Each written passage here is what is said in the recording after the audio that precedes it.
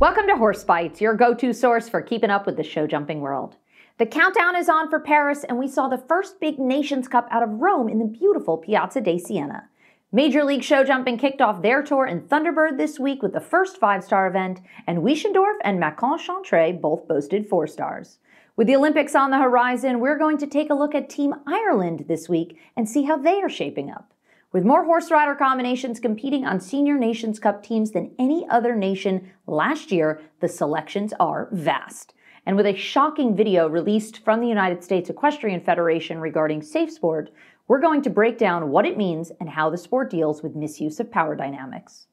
But first, let's take a look at the team and individual winners from the week. The biggest winner of the week was Carl Cook and Caracol de la Roque, clinching the coveted Rolex Grand Prix in Rome in the inaugural Rolex Series event, putting him in strong contention for the U.S. Olympic team. The Nations Cup earlier in the week saw utter female domination, with the German women jumping 3 double clears to secure the win in the stunning Piazza de Siena, with Daniel Deusser not even having to compete as their score couldn't be improved upon. The 5-star Major League competition in Thunderbird saw Erin Ballard win her first ever 5-star Grand Prix with a brand new mount, Ninka van de Bisschop, against a field of 7 in the jump-off. While the 4-star in Weischendorf was won by Philip Ruping with Balutaire PS, and the 4-star in Macon Chaintre seeing French superstar Julien Epéard and Donatella Doge take the victory for the home nation. Welcome to Showstopper, powered by EquiRatings. This week, it's all about Team Ireland. With a huge roster of horse rider combinations and over 34 having jumped on Senior Nations Cup teams last year, Chef d'Equipe Michael Blake has a lot to choose from. Looking at their top 4 ELO-rated horses at the moment, they would be ranked 5th overall going into the games with an average ELO of 753. But of course, the team hasn't been selected yet. Top of the list, no surprise, is James Conn Cruz and Shane Sweetnam on an ELO of 765. On many people's list as a chance for an individual medal and just a favorite animal among horse sport fans. Also remember from episode 18, James Conn Cruz topped last year's 10-year-old list, which is a big indicator of future Olympic success. Next up would be Legacy and Daniel Coyle on 762. With a huge season under his belt, we'd be surprised if he wasn't a serious contender. Surprisingly, perhaps, is third on the list Owen McMahon and Mila on an ELO of 745. He's certainly made some waves, but as a young up-and-comer, not sure he's really on everyone's radar. And fourth would be Michael Duffy and Sinka 3 on an ELO of 741. Now, Sinka already has 1 Olympics under her belt, but with a different pilot, so it'll be interesting to see where they end up. If we look at Cass, however, again, those who are on top form right now, the team would still be Sweetnam, Coyle, and Duffy, but next on the list would actually be Richard Howley and Equine America Consulate Duprelay Z, who's currently jumping about 2.1 faults above the standard, or Dennis Lynch and Brooklyn Heights at 1.9. What's interesting to note with these stats is the absence of some heavy hitters that might be major contenders, like Bertram Allen, Derek Kenny, Daniel's brother Jordan Coyle, and of course, Cian O'Connor. But with the first major test having taken place last weekend in Rome, the roster might get mixed up a bit. What looked like a test run for the intended final team selection is most likely going to have some major adjustments as the campaign continues. Cian and Shane both seemingly securing their spots on the team with 2 double clears, but Coyle had an unlucky fault in round 1 to put him on shaky ground. But more importantly, Derek Kenny and Amsterdam 27 having a particularly rough day. With them seemingly out of the running due to medical issues, the team might end up looking more like Shane and James Conn Cruz, Cian on Maurice or even possibly Yves Dewey, Daniel Coyle and Legacy, and now perhaps Bertram Allen and Pacino Amiro, depending on their performance in St. Gallen next week. But knowing the Olympics are all about who is peaking come July, with a lot more jumping to be done over the next 8 weeks or so, those picks certainly might change. Horsebytes is brought to you by Stubben. Stubben commits to innovation and service excellence so that the well-being of your horse is the foundation for you to build a true partnership and do what seems impossible.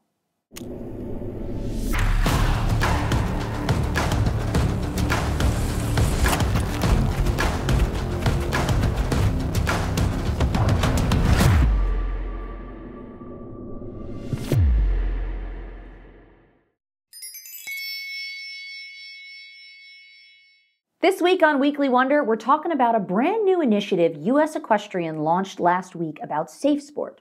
For those who don't know, Safe Sport, or the U.S. Center for Safe Sport, is a nonprofit organization committed to building a sport community where participants can work and learn together free of emotional, physical, and sexual abuse and misconduct. As their slogan says, recognizing, reducing, and responding to misconduct and abuse in sport. Basically, it's an independent body designed to regulate sports from predators who take advantage of the athlete-trainer dynamic. Think Larry Nassar and U.S. Gymnastics.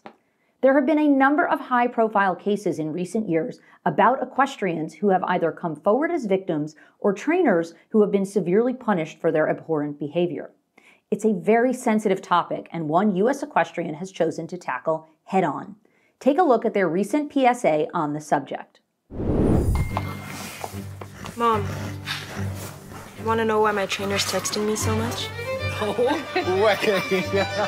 Dad, do you know what happens when I'm on the road without you? Hey, Beth. Why am I getting so much special attention? I don't want to ride anymore. Want to know why?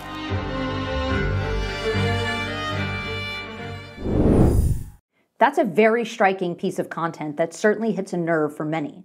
One, it's well done, and two, begins the conversation around asking the difficult questions. As U.S. Equestrian states, asking the right questions can be very hard, and they give some great examples if someone you know is struggling or might be in harm's way. 1. How often is your coach messaging you? 2. Do the barn adults message about things other than riding or horses? 3. What do you all normally do during downtime on the road? 4. How often are you by yourself with your trainer? 5. Are you still enjoying being around horses? This is a very serious issue and can have lasting effects on young adults. Special attention can feel great and may highlight talent, but the power imbalance that results from all athlete-trainer relationships should be treated with deep care and respect. According to U.S. Equestrian, the athlete-trainer power imbalance, regardless of age, is presumed to continue even after the relationship terminates until the athlete reaches 20 years of age. So even if you leave your trainer for any reason, that inappropriate boundary remains well into young adulthood. The overall idea is one day end abuse in equestrian sports, but for the time being, this is a bold initiative that helps jumpstart the campaign with a very effective commercial.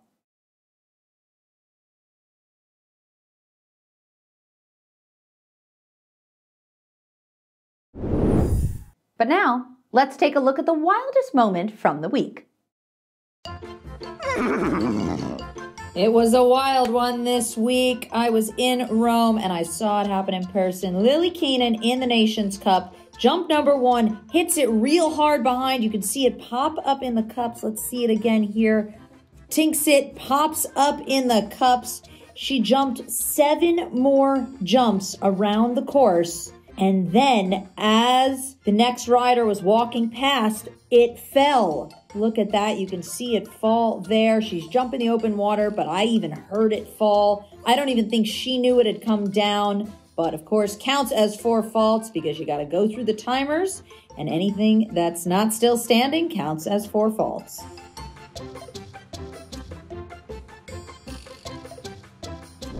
That's a wrap on this week's top highlights. Stay tuned to all of our socials. Like, comment, subscribe, and follow along all the action as it unfolds here on Horse Bytes, your go-to source for keeping up with the show jumping world.